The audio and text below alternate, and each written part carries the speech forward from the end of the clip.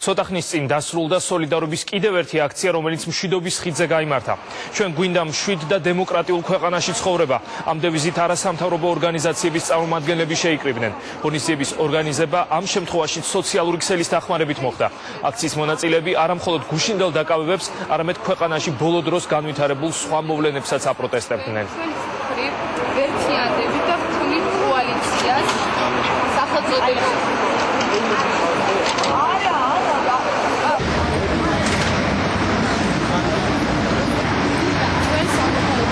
წარმომადგენლები გმობთ ბოლოდროინდელი მოვლენების განვითარებას და შეშფოთებულები ვართ ტელეკომპანია რუსთავი 2-ის გენერალური დირექტორის დაკავების ფაქტთან დაკავშირებით. მოუწოდებთ შესაბამის ორგანოებს აღკვეთი ღონისძიებად არ იქნეს გამოყენებული პატიმრობა, რათა ხელი არ შეეშალოს დამოუკიდებელი ტელეკომპანიის საქმიანობას.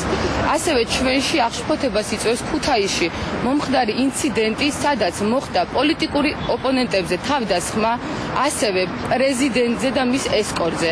მოუწოდებთ საგამოძიებო ორგანოებს მოახდინონ შესაბამისი რეაგირება ჩვენს მხრივ ვერთიანდებით და ვქმნით კოალიციას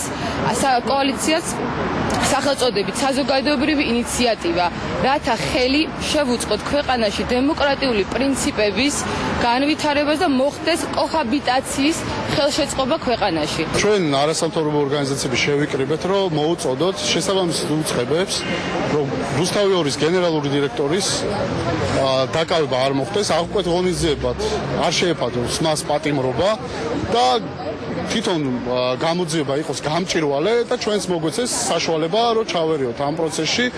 ჩვენ გვინდა მშვიდ და დემოკრატიულ ქვეყანაში ცხოვრება, ეს არის ჩვენი დევიზი და მინდა გითხრათ, რომ ეს იქნება მედიაზე ზეწოლა, თუ ეს იქნება ნებისმიერ თუნდაც პოლიტიკურ ოპონენტებზე, თუნდაც რეგიონულ თვითმმართველობების თანამშრომლებზე ზეწოლა, თუ მოსამართლეს თანაშემწეზე და ბოლო პერიოდში განვითარებულ მოვლენებს რაც შეეხება, მინდა გითხრათ, რომ ჩვენ არასამთავრობო სექტორი ვთვლით საჭიროდ, რომ ჩვენი, ასე ვთქვათ, მესიჯი გაუგზავნოთ სრულად საზოგადოებას. ჩვენ გვინდა მშვიდ და დემოკრატიულ ქვეყანაში ცხოვრება. ჩვენ პირველ რიგში ვგმობთ დამოუკიდებელი ტელევიზიის რუსთავი 2-ის გენერალური დირექტორის დაკავებას, იმიტომ რომ დემოკრატიულ ქვეყანაში არ ხდება თავისუფალი მედიის დევნა და მისი მუშაობის შეფერხება და ჩვენ ყველაფერს გავაკეთებთ იმისთვის, რომ ესეთი ფაქტები, ესეთი მოვლენები საქართველოში აღარ განვითარდეს. შემაშფოთებელია რუსთავი 2-ის გენერალური დირექტორის დაკავება, იქიდან გამომდინარე, რომ ეს არის პირდაპირ ზეწოლა თავისუფალ მედიაზე, რომელიც არანაირ საერთაშორისო სტანდარტს არ შეესაბამება და დღევანდელი ხელისუფლება მაინც აგრძელებს